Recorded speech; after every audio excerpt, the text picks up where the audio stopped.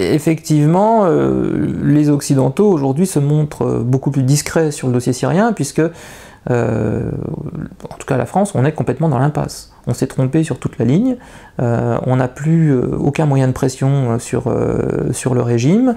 L'opposition syrienne qu'on soutient, les amis de la Syrie, etc., c'est une bande de branquignoles, une bande de bras cassés qui passent plus de temps à se taper dessus les uns sur les autres qu'à véritablement lutter contre le régime d'Assad. Donc beaucoup de diplomates qui travaillent avec l'opposition syrienne, ils n'en peuvent plus. Ils n'en peuvent plus, ils ne les supportent plus. Mais voilà, on ne peut pas l'avouer officiellement.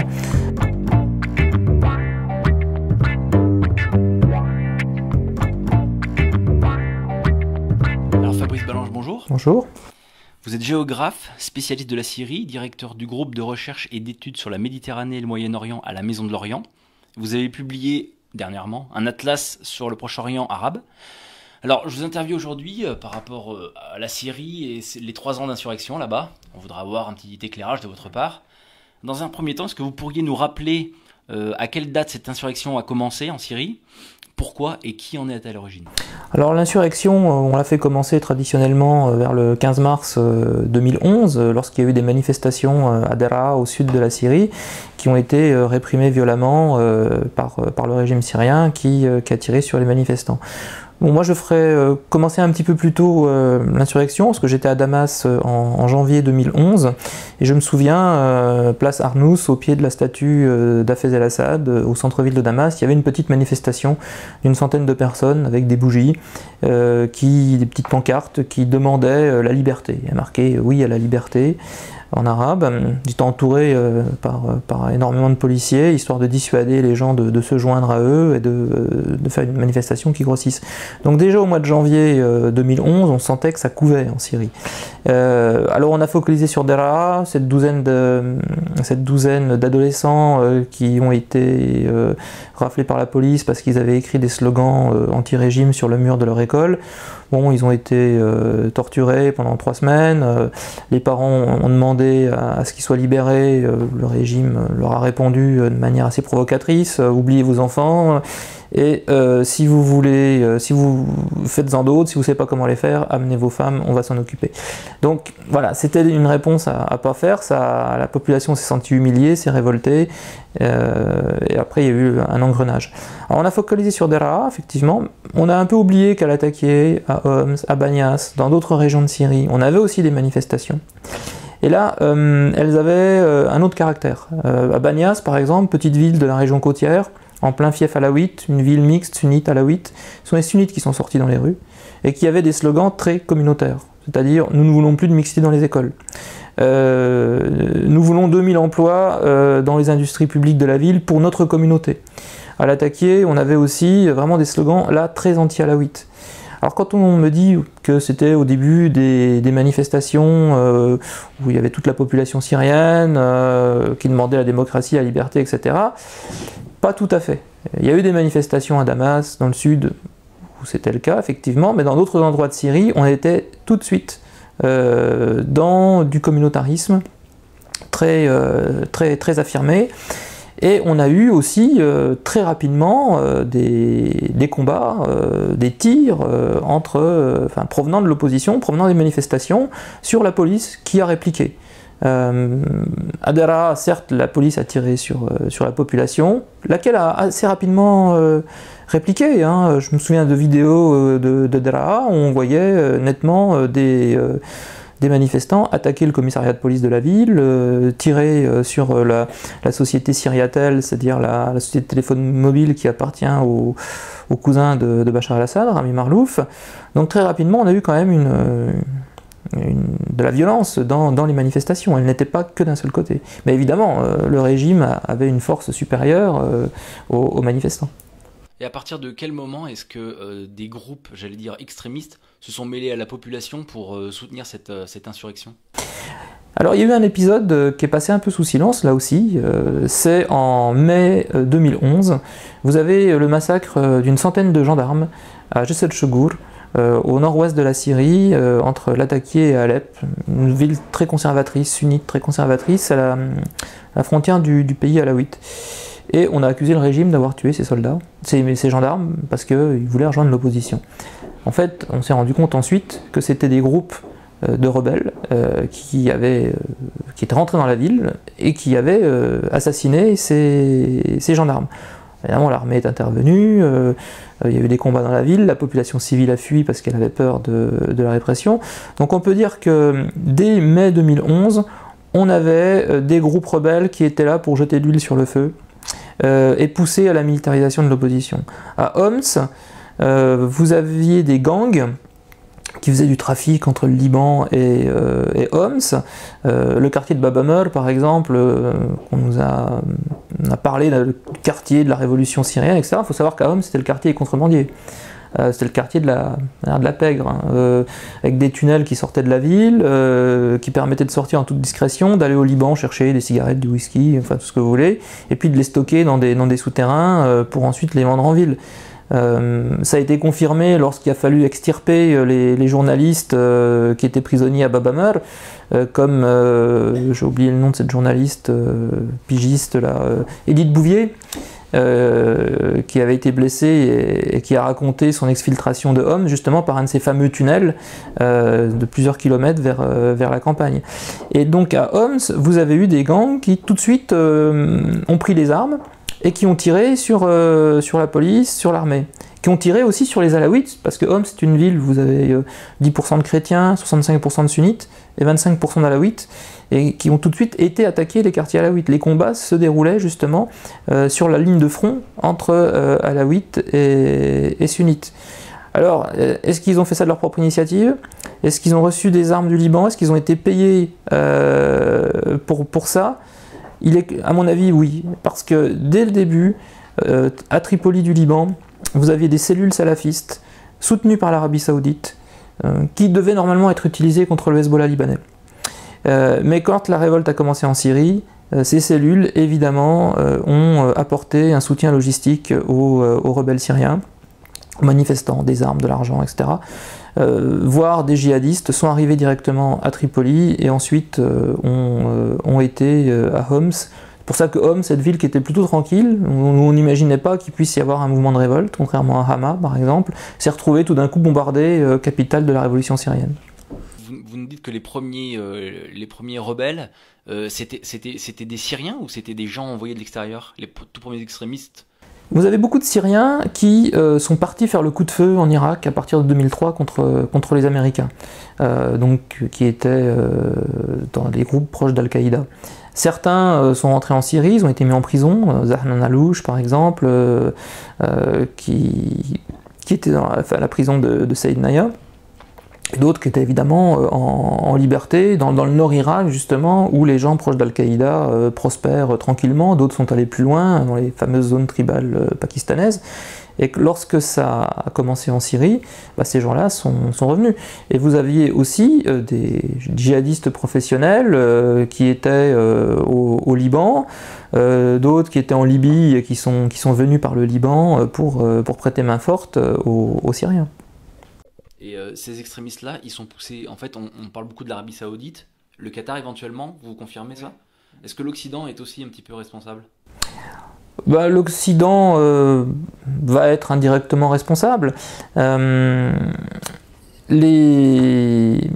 Indirectement responsable parce qu'on est allié des Saoudiens, on est allié des Qataris, et on va fermer les yeux sur les agissements des services saoudiens et qataris.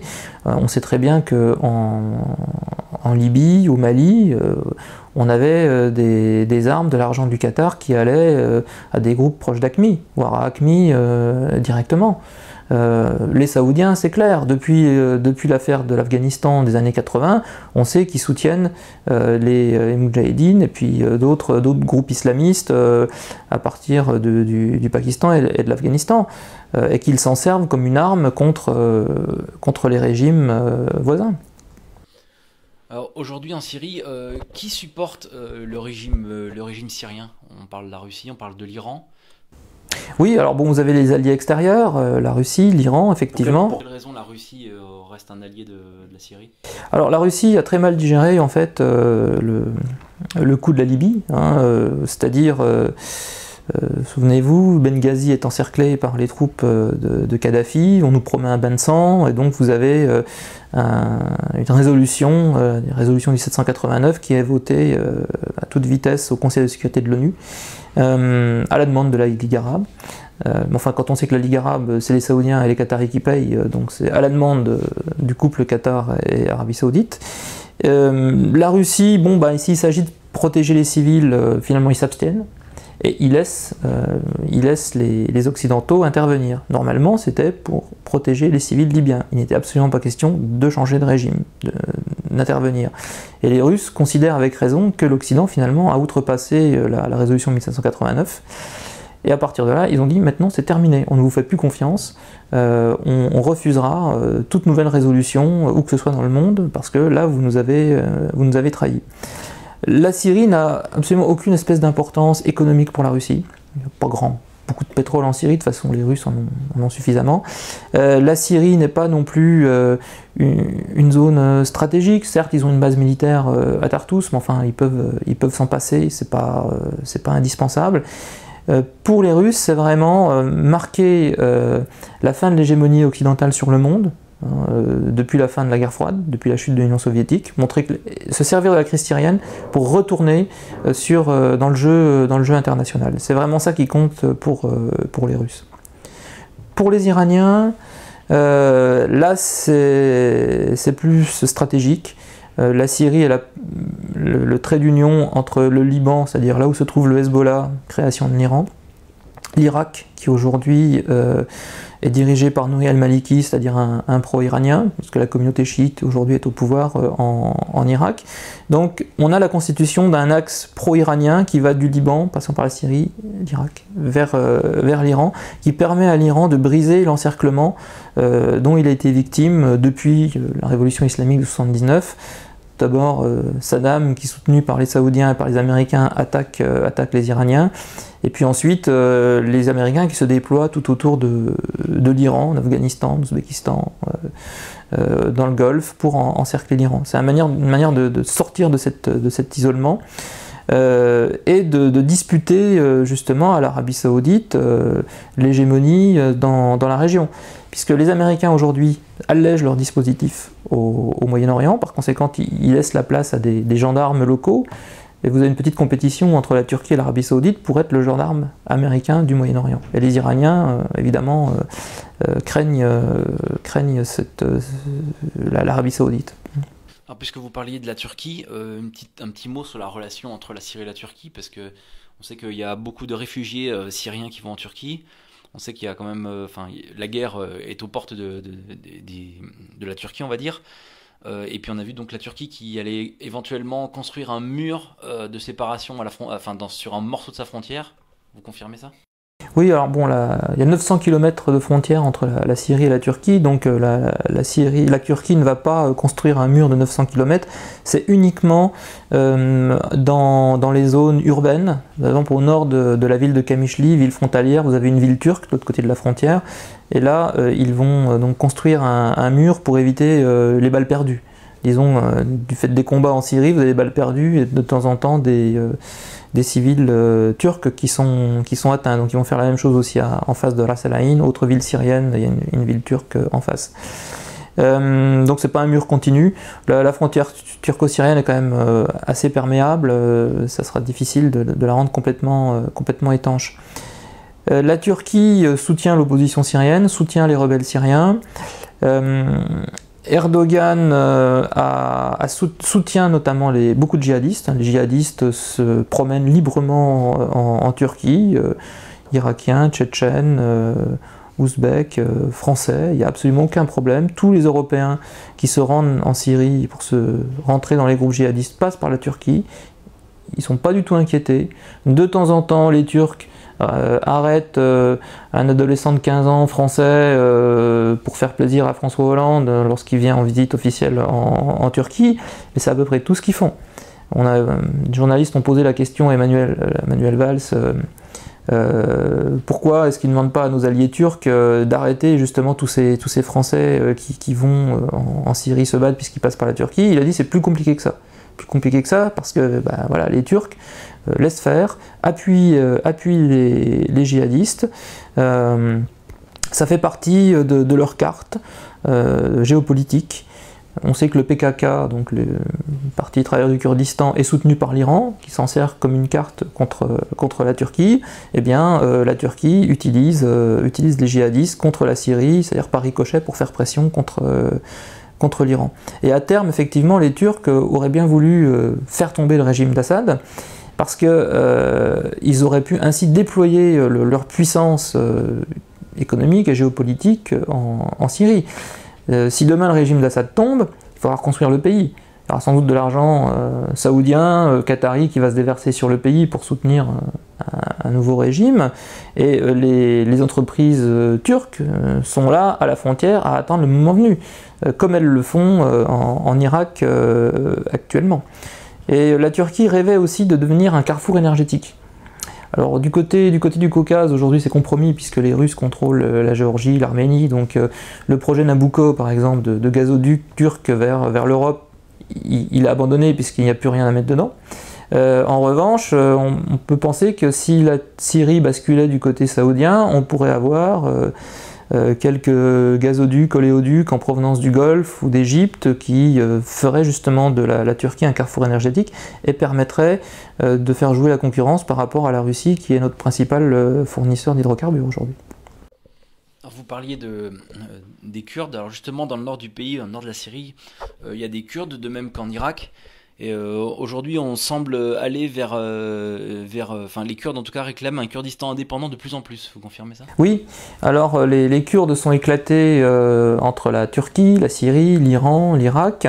Là où leur situation est la plus favorable, c'est évidemment le Kurdistan d'Irak, qui est virtuellement indépendant depuis 1992, depuis qu'il y a eu une zone d'exclusion aérienne décidée notamment par la France, sous l'impulsion de Daniel Mitterrand à l'époque, qui a un peu forcé la main à son mari pour que les Kurdes irakiens soient protégés du massacre. Et donc il y a eu un coup d'accélérateur avec l'invasion américaine de l'Irak en 2003. Le statut fédéral de l'Irak permet au Kurdistan d'Irak d'exister en tant qu'entité. Vous avez le KRG, le gouvernement régional kurde, dirigé par le Premier ministre Barzani, le chef du Parti démocratique du Kurdistan. Un pays extrêmement prospère, puisqu'ils reçoivent 20% du pétrole irakien. Les Peshmerga assurent la sécurité de la zone. Et donc, c'est l'Eldorado pour les entreprises. Alors, vous avez Total, Lafarge, Carrefour, côté français, mais ce sont surtout les entreprises turques qui sont présentes au Kurdistan d'Irak. C'est devenu vraiment une entité quasi autonome. Aujourd'hui, moins de 30 ans ne parlent plus arabe, puisque ça fait 20 ans qu'on n'enseigne plus que le kurde à l'école. Donc ce modèle du Kurdistan d'Irak, évidemment, fait rêver les autres Kurdes de Turquie ou de Syrie. Mais on n'aura pas un grand Kurdistan. On aura un Kurdistan d'Irak, un Kurdistan de Syrie, un Kurdistan de Turquie à la limite, mais pas un grand Kurdistan parce que les Kurdes, ils ont du mal quand même à s'unir entre eux. C'est quand même une guerre de clans. En Syrie, la situation est un peu différente. Les Kurdes sont dans le nord, le long de cette frontière de 900 km, divisés en 3 entités. Il y a la région d'Afrin, la région de Ain el-Arab, Kobané en kurde, et la région de Kamishli. Dans la région de Kamishli qui sont les plus nombreux, les plus influents. Et les Kurdes de Syrie sont dominés aujourd'hui par le PYD, c'est-à-dire le parti démocratique du Kurdistan. J'ai oublié ce que ça veut dire exactement PYD. En tout cas, c'est la branche syrienne du PKK. Donc très différent des partis sociaux-démocrates ou des partis libéraux, disons, qu'on a au Kurdistan d'Irak. PKK, c'est quand même un parti marxiste qui appuie la guérilla en Turquie. Ça m'étonnerait qu'ils puissent s'allier avec le Kurdistan d'Irak. Ils sont dans une situation assez difficile parce que coincés à la frontière turque, au nord c'est la Turquie, au sud ce sont les rebelles syriens. Ils ont été attaqués par les djihadistes à plusieurs reprises, avec le soutien des Turcs, Ras El Ain en décembre 2012, cette petite ville de Syrie où les Kurdes sont majoritaires, a été attaquée par le front Al-Nosra, qui est venu de Turquie. Ça veut dire qu'Erdogan les a laissés passer, leur a donné du matériel pour attaquer les Kurdes, parce qu'il ne veut pas évidemment de la création d'un État kurde en Syrie dominé par le PKK. Ils ont été encerclés, attaqués de tous les côtés, et finalement la seule solution qu'ils ont trouvée pour pouvoir se défendre, c'est de se rapprocher du régime syrien.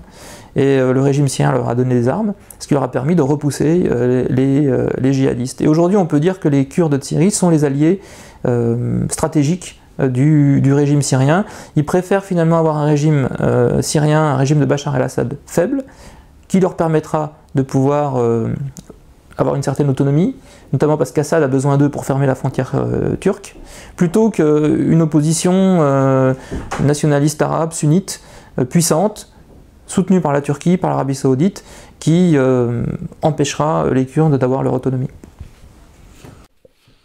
Revenons un petit peu sur les épisodes des attaques à l'arme chimique, parce que bon, ça constitue quand même un tournant dans la guerre en Syrie, on va dire. Alors, en mai 2013 notamment, on a entendu le témoignage de Madame Del Ponte, membre de la commission d'enquête indépendante chargée d'enquêter en Syrie. Elle affirme dans une vidéo, qu'on peut regarder sur internet sans aucun problème, que tout indiquait à l'époque que c'était les rebelles qui avaient fait le coup. On a eu ensuite le fameux épisode du 21 août 2013 à Damas. Alors là, les Occidentaux ont immédiatement pointé du doigt le régime de Bachar el-Assad. On n'a même pas attendu les conclusions des analyses et de l'ONU à la limite. Alors il apparaîtrait aujourd'hui, selon plusieurs places, notamment une étude du MIT et d'autres témoignages et d'autres articles, que cette attaque d'août 2013 serait en fait d'origine rebelle, donc djihadiste. Quelle est votre perception des choses sur le sujet? Et est-ce que l'Occident ne s'est pas trop empressé d'accuser le régime d'Assad? Est-ce que c'était une stratégie voulue? Oui, alors stratégie voulue, prétexte, on peut débattre. Bon, effectivement, Carla Del Ponte est membre de cette commission indépendante qui appartient à l'ONU. En mai 2013, sur la télévision suisse italienne, il me semble, fait une déclaration en disant que d'après les témoignages qu'ils avaient recueillis en Turquie, les attaques chimiques à Ran al-Assal, à l'ouest d'Alep, auraient été perpétrées par les rebelles syriens. Il est vrai qu'à l'époque, les Turcs arrête des djihadistes à Adana en possession de 2 kg de gaz sarin. Donc c'est bien la preuve que, en tout cas cette arrestation en Turquie, que les djihadistes disposent d'armes chimiques. Alors après vous avez tous les experts qui se sont répandus en disant que c'est compliqué à utiliser, que les rebelles sont absolument incapables d'avoir cette technologie, qu'il n'y a que le régime syrien qui peut utiliser les gaz chimiques. C'est pas vrai, c'est très facile à utiliser les gaz chimiques. Les rebelles peuvent tout à fait le faire, tout comme le régime. Alors vient l'épisode du 21 août 2013. D'après les sources occidentales, d'après les opposants syriens, 1500 personnes gazées dans la banlieue de Damas, à Jobar, donc sur la ligne de front, tout à côté des quartiers tenus par le régime. Bon, on peut émettre des doutes parce que moi-même je suis allé en Syrie en octobre 2013, je suis allé place des Abbassides, juste en face de Jobar, et on peut quand même se poser des questions. On est juste à côté des quartiers tenus par le régime, notamment des quartiers chrétiens de Bab Touma et de Bab Sharki. Si le régime envoie des obus chimiques sur cette zone, il risque quand même de faire des dégâts aussi dans sa propre population, des gens qui le soutiennent. En plus, on a les inspecteurs de l'ONU qui viennent d'arriver. Donc quel intérêt le régime, le lendemain de l'arrivée des inspecteurs de l'ONU, a-t-il à utiliser des gaz chimiques contre des civils? C'est vrai que si on réfléchit de manière rationnelle, on peut se poser des questions. Après, bon, ça peut être un officier de l'armée syrienne qui les utilise sans référer à ses chefs. Enfin, voilà, l'armée syrienne, c'est pas un monolithe. Il peut toujours avoir une initiative personnelle sans que le président soit forcément au courant. Bon, alors on dit que c'est le régime. Obama parle d'une réponse musclée, c'était les fameuses lignes rouges qu'il avait mis en place. Laurent Fabius a un discours encore plus musclé, puisqu'il avait bien dit que si Assad utilisait les armes chimiques, la réponse serait immédiate et foudroyante. On l'attend toujours, sa réponse immédiate et foudroyante. Est-ce que c'est vraiment le régime qui a utilisé les gaz? Est-ce que c'est l'opposition qui a utilisé les gaz? Moi, je suis incapable de le dire, ça peut être les deux. Franchement, je pense que ça peut être les deux. Les inspecteurs de l'ONU avaient pour mandat de dire si oui ou non il y avait eu des attaques chimiques, mais ils n'avaient pas le droit d'incriminer un camp ou l'autre camp. Donc c'est pour ça qu'ils ont juste constaté qu'il y avait eu une attaque chimique, mais ils n'avaient pas le mandat pour définir qui était l'auteur de ce groupe. En fait, ce qui est sûr, d'après plusieurs articles dans les médias, c'est que lorsque Barack Obama dit c'est le régime syrien qui a utilisé ces gaz et nous allons riposter, matériellement, il n'a pas les preuves que c'est le régime syrien. C'est son intime conviction, c'est une interprétation, mais il n'a pas les preuves. Il n'a pas les preuves. Et c'est ce que finalement, 2 mois plus tard, des journalistes ont mis en évidence, et que le rapport du MIT met en évidence. C'est-à-dire que le rapport du MIT, il ne disculpe pas Bachar el-Assad, mais il affirme tout simplement que nous n'avons pas la preuve que ce soit lui qui ait utilisé, la preuve formelle, que ce soit lui vraiment qui ait utilisé ces armes chimiques, et qu'il y a d'autres possibilités. Voilà. Justement, en parlant de ce rapport sur MIT, on est donc allé poser la question à Fabius directement. Je pense que vous avez vu la vidéo sur Internet. Ici Jonathan, je suis journaliste indépendant pour l'agence Info Libre. J'aimerais vous poser une question concernant l'attaque chimique qui a eu lieu en août dernier en Syrie. La France s'est illustrée par son empressement de condamner cette attaque et de l'attribuer à Bachar al-Assad. Aujourd'hui, donc c'était le 14 janvier 2014, une étude sortie au MIT du Massachusetts par M. Lloyd et M. Postol affirme que Bachar al-Assad n'était pas à l'origine de cette attaque chimique.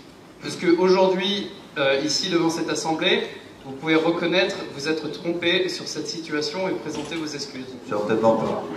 Certainement pas. Monsieur Fabius n'est pas en cause. Il y a eu une enquête des Nations Unies qui ont diligenté beaucoup d'experts qui ont établi de la façon la plus ferme qu'il y avait eu un massacre chimique et que ce massacre chimique trouvait son origine dans les rangs du régime. Mais il y a toujours des gens pour contester l'évidence. Malheureusement, l'évidence est absolument incontestable. Et les mêmes personnes, en l'occurrence M. Bachar el-Assad, qui 2 jours avant niaient qu'il possède des armes chimiques, ont été obligés de reconnaître 2 jours après, non seulement qu'ils en possédaient, et qu'ils l'avaient utilisé. Faites attention, monsieur, il faut bien sûr toujours être très méticuleux sur les preuves, mais quand on est en face d'un criminel, il faut dire que c'est un criminel. Merci. Oui, j'ai vu la vidéo sur Internet. Par rapport à sa réponse. Sa réponse, Laurent Fabius a menti à 2 reprises dans sa réponse, quand il a dit que le régime syrien avait nié qu'il avait des armes chimiques, et après l'attaque chimique, il a été obligé d'avouer qu'il avait bien des armes chimiques. C'est faux, puisque en juillet 2012, le porte-parole du régime syrien, M. Makdissi, dit que le régime syrien a des armes chimiques, il le confirme, et s'il est attaqué de l'extérieur, il les utilisera. Le régime syrien n'a jamais nié le fait qu'il avait des armes chimiques. Ça, c'est Fabius ment lorsqu'il dit que le régime niait avoir des armes chimiques. Voilà, alors c'est là qu'il a menti aussi, puisque le rapport de l'ONU ne peut pas dire que c'est le régime de Bachar el-Assad qui a fait le coup, puisque les inspecteurs de l'ONU n'avaient aucun mandat pour accuser soit le régime, soit l'opposition. Leur mandat se limitait à constater l'existence, oui ou non, d'une attaque chimique. Donc, le rapport ne peut pas dire que c'est le régime, c'est pas possible, puisque c'est pas son mandat. Alors aujourd'hui, on n'entend plus trop parler de la Syrie, hein, apparemment, étant donné qu'on n'est pas intervenu là-bas, les médias ont fait un petit peu l'impasse, j'allais dire. Quelle est la situation en ce moment en Syrie? Alors on entend parler de règlement de compte entre factions rebelles, et est-ce que l'Occident continue d'armer ces rebelles? Alors si les grands médias parlent beaucoup moins de la Syrie, c'est aussi tout simplement parce que ça finit par lasser la population. Une actualité chasse l'autre très rapidement. L'Ukraine aujourd'hui, il y a eu les Jeux Olympiques, enfin il y a pas mal de choses qui font que on oublie la Syrie. Voilà, tant que on attendait qu'Assad chute, et puis comme le dénouement n'arrive pas, finalement les gens se lassent et ils passent à autre chose. Effectivement, les Occidentaux aujourd'hui se montrent beaucoup plus discrets sur le dossier syrien, puisque en tout cas la France, on est complètement dans l'impasse. On s'est trompé sur toute la ligne, on n'a plus aucun moyen de pression sur le régime. L'opposition syrienne qu'on soutient, les amis de la Syrie, etc., c'est une bande de branquignoles, une bande de bras cassés qui passent plus de temps à se taper dessus les uns sur les autres qu'à véritablement lutter contre le régime d'Assad. Donc beaucoup de diplomates qui travaillent avec l'opposition syrienne, ils n'en peuvent plus. Ils ne les supportent plus. Mais voilà, on ne peut pas l'avouer officiellement. Donc on se montre aussi, enfin le Quai d'Orsay se montre aussi beaucoup plus discret là-dessus parce qu'il a pas de solution tout simplement, et il peut pas officiellement lâcher l'opposition syrienne et dire bon bah finalement Assad est la moins mauvaise solution. Ah bah, la guerre continue, donc vous avez le régime syrien qui contrôle l'ouest du pays, de Latakia jusqu'à Soueida, à la frontière jordanienne, en passant par Hama, Homs et Damas. Il est en train de réduire les dernières poches rebelles qui se trouvent dans la banlieue de Damas, qui se trouvent au centre de Homs, quelques petits villages tenus par l'opposition. Le Kalamoun, cette région entre Homs et Damas, à la frontière libanaise, très stratégique puisque c'est par là que passe l'autoroute qui relie Damas à la côte. La ville de Yabloud va tomber dans quelques jours. Et ainsi, la frontière libanaise sera complètement sécurisée. Au nord, vous avez donc les rebelles qui tiennent toujours une partie de la ville d'Alep jusqu'à la frontière irakienne et des passages vers la Turquie. Mais là, la situation est extrêmement confuse puisque les rebelles se battent entre eux. Vous avez alors ceux qu'on qualifie de méchants, Daesh, l'État islamique, qui est attaqué par les gentils rebelles, par les modérés, par Al-Nosra. Al-Nosra, qui est quand même le représentant officiel d'Al-Qaïda en Syrie, et qu'on nous fait passer pour des modérés. Mais c'est bon. L'État islamique avait avant la reconnaissance Al-Qaïda, et puis Ayman al-Zawahiri, le grand idéologue d'Al-Qaïda, a préféré finalement donner le logo en novembre 2013 à Al-Nosra, plutôt qu'à l'État islamique. Bon, de sombres histoires de compétition. Mais voilà, c'est pas les gentils rebelles contre les méchants rebelles, c'est deux groupes d'affreux qui se font la guerre entre eux pour contrôler le territoire, pour piller le pays, enfin dans une compétition entre groupes islamistes. C'est pas une deuxième révolution comme on nous l'a vendu quand ça a commencé au mois de janvier dernier. Est-ce que ces rebelles ont toujours l'appui de l'Occident? Est-ce qu'on leur fournit toujours des armes? Alors on fournit toujours des armes aux rebelles, surtout à partir du sud, c'est-à-dire de la Jordanie, où les Américains ont installé des camps d'entraînement mais depuis 2 ans déjà, pour les rebelles syriens. Alors évidemment, plutôt des groupes modérés, parce que les Américains sont contrôlés par le Congrès, le financement des rebelles doit passer par le Congrès, et il leur est difficile de financer directement des groupes liés à Al-Qaïda, comme Jabhat al-Nosra par exemple, qui est officiellement sur la liste terroriste. Seulement, Jabhat al-Nosra, ce sont des gens pragmatiques. Ce qu'ils ont fait, c'est qu'ils ont créé des succursales. Par exemple, l'armée de l'islam, Jaish al-Islam, qui est le principal groupe rebelle dans la banlieue de Damas, qui est complètement lié à al-Nosra et qui, lui, peut bénéficier du soutien américain. Lorsque, en début 2013, les Américains ont transféré des armes venues de Croatie aux rebelles syriens à partir de la Jordanie, ça devait être uniquement pour les gens de l'armée syrienne libre, ceux qu'on appelle les modérés. Très rapidement, on s'est aperçu que ces armes étaient entre les mains d'Al-Nosra, et qu'Al-Nosra les avait utilisées pour attaquer notamment le Djebel Druze au sud de Damas. Juste avant de poser la dernière question, j'aimerais votre avis sur le terme abusif qu'emploient les médias sur Al-Qaïda. Est-ce que Al-Qaïda, à votre avis, étant donné que Ben Laden est tombé il y a déjà quelques temps, est-ce que Al-Qaïda vit encore véritablement, ou est-ce que ce sont des groupes qu'on nomme Al-Qaïda par facilité, mais qu'en fait Al-Qaïda n'existe plus? Alain Chouet est un ancien de la DGSE. Il estime qu'en fait la centrale terroriste était déjà morte depuis bien longtemps. Al-Qaïda a été tué en 2002 et début 2003 dans les montagnes de Tora Bora. Il n'existe plus depuis cette époque en tant qu'entité capable de donner des ordres, de donner des instructions et d'avoir une stratégie globale. Al-Qaïda est une nébuleuse. Alors, avec Oussama Ben Laden, il y avait une organisation assez pyramidale qui lui donnait plus de cohérence. La mort de Ben Laden a lancé une compétition entre les groupes membres d'Al-Qaïda, entre certaines personnes pour s'imposer à la tête d'Al-Qaïda, ça c'est clair. Donc Al-Qaïda n'existe plus sous la forme passée, avec Ben Laden qui était le chef incontesté depuis le 11 septembre 2001, mais on voit quand même que quelqu'un comme Ayman al-Zawahiri a réussi à s'imposer comme l'idéologue, le chef spirituel d'Al-Qaïda. Seulement les groupes, on les qualifie et ils se qualifient eux-mêmes comme Al-Qaïda. Et le logo Al-Qaïda, c'est très très important pour eux, parce que ça leur permet d'avoir des financements et d'avoir des recrues. Pourquoi on a eu en Syrie la guerre entre l'État islamique, Daesh, et Al-Nosra? Parce que en novembre 2013, donc vous avez Ayman al-Zawahiri qui donne le label Al-Qaïda à Al-Nosra au détriment de l'État islamique. Et l'État islamique considère que ainsi Al-Nosra va pouvoir bénéficier davantage de financement de la part de fondations religieuses privées, koweïtiennes, saoudiennes, etc.